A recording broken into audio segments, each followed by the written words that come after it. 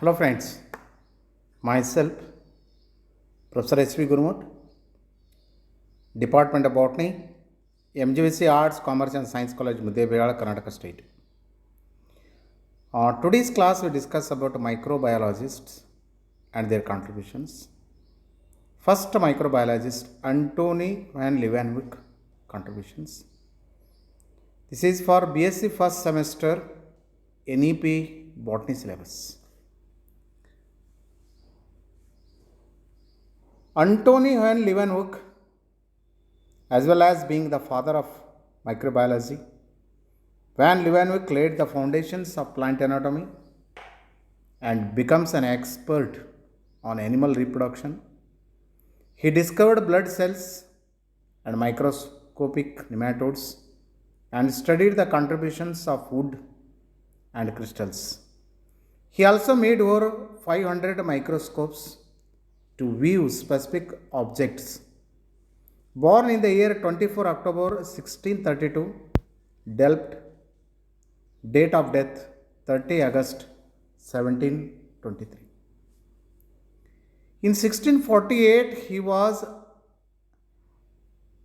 apprenticed to a textile merchant, which is where the probably first encountered magnifying glasses, which were used in the textile trades, count threads densities for quality control purposes. Aged 20, he returned to the Delft and set himself up as a linen draper. He proposed and was appointed chairman to the Shrifts of Delft in the year 1660, and becoming surveyor 9 years later. In the year 1668, Van Leeuwenhoek paid his first and only visit to London, where he probably saw a copy of Robert Hooke's Micrographia in 1665, which included pictures of textiles that would have been of interest to him. In the year 1673, he reported his first observations, bee mouth parts and stings of human house and fungus to the Royal Society, but Robert Hooker later repeated experiment and was able to confirm his discoveries. As well as being the father of microbiology, Van Leeuwenhoek laid the foundations of plant anatomy and becomes an expert in animal reproduction.